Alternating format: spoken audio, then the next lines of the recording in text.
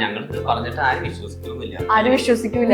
ഇവളിങ്ങനെ അവിടെ നടന്നു വരായിരുന്നു, ഇങ്ങനെ ഒരു മതിലിന്റെ സൈഡിൽ നടന്നു വരായിരുന്നു. അപ്പൊ ഞാനും ഇവിടെ നിന്ന് നടന്നു വന്ന് ജസ്റ്റ് ഇവിടെ മേത്തായിട്ട് ഇങ്ങനെ മുട്ടിയതാ. അങ്ങനെ മുട്ടി കഴിഞ്ഞപ്പോ ഞാൻ നോക്കിയപ്പോ കുഴപ്പമില്ല, അത്യാവശ്യം നല്ലൊരു കുട്ടിയാണ്. അപ്പൊ എനിക്ക് വേറെ ഒരു 2 റിലേഷൻ ഉണ്ടായിരുന്നു അവിടെ.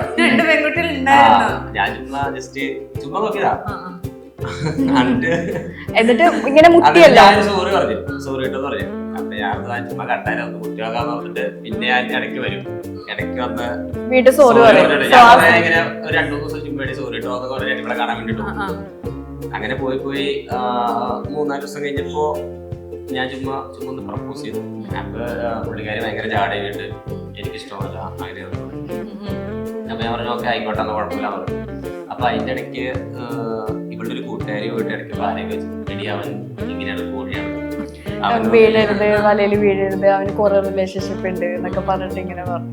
ഉണ്ടായിരുന്നു, അത് ഉള്ളതാണ് അവര് പറഞ്ഞത്. ഉണ്ടായിരുന്നു. അത് കഴിഞ്ഞിട്ട് ഞാൻ പിന്നെ എന്തായാലും കുട്ടി ഇഷ്ടമല്ല പറഞ്ഞു. പിന്നെ അത് പറയിപ്പിക്കണം എന്നായി. അത് കഴിഞ്ഞിട്ട് ഞാനും എന്റെ ഫ്രണ്ട്സൊക്കെ ആയിട്ട് ഇങ്ങനെ ഇറങ്ങും നോക്കാൻ വേണ്ടിട്ട്. എന്നിട്ട് ഇങ്ങനെ 2 ആഴ്ച കഴിഞ്ഞിട്ട് പിന്നെ ഒന്നോടെ ചോദിച്ചു, അപ്പോഴും ഇഷ്ടമല്ല പറഞ്ഞു. അത് കഴിഞ്ഞിട്ട് 3-ാമത്തെ പ്രാവശ്യം ഞാനിവിടെ അവിടെ ഞങ്ങൾ പൈപ്പിന്റെ കൈ കഴിയാനുള്ള സ്ഥലമുണ്ട്, അവിടെ വിളിച്ചിട്ട് ചോദിച്ചു നിനക്ക് ഇഷ്ടമാണ്. ഞാൻ കുറച്ച് സെന്റ് അടിച്ചു, ചുമ്മാ നമ്പർ ഇറങ്ങിയതാ. അതിന് പുള്ളിക്കാരി വീണു. ഞാൻ ലാസ്റ്റ് ആയിട്ട് ചോദിക്കുന്നതാണ്, ഇഷ്ടമാണോ അല്ലയോ,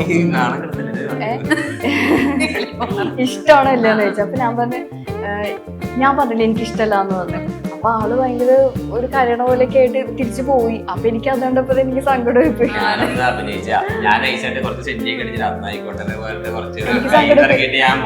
പിന്നെ അത് കഴിഞ്ഞപ്പം അല്ലെങ്കിൽ സാധാരണ ഇന്റർവ്യൂലിനൊക്കെ വന്ന് അവിടെ ഇവിടെ നിക്കണതാണ്.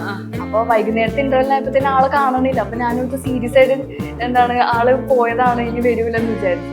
പിന്നെ അതൊക്കെ കഴിഞ്ഞ് ഞാൻ ഭയങ്കര സാലറി അടിച്ച് ഞാൻ എന്റെ ഫ്രണ്ട്സിനോടൊക്കെ പറഞ്ഞു ഇനി വരൂലെന്ന് തോന്നുന്നു, എനിക്ക് ഇപ്പൊ പുറകിലും നടക്കില്ലെന്ന് തോന്നുന്നു എന്നൊക്കെ പറഞ്ഞ് അന്നേരം 4 മണിയായപ്പോഴത്തേനും സ്കൂൾ വിട്ട്.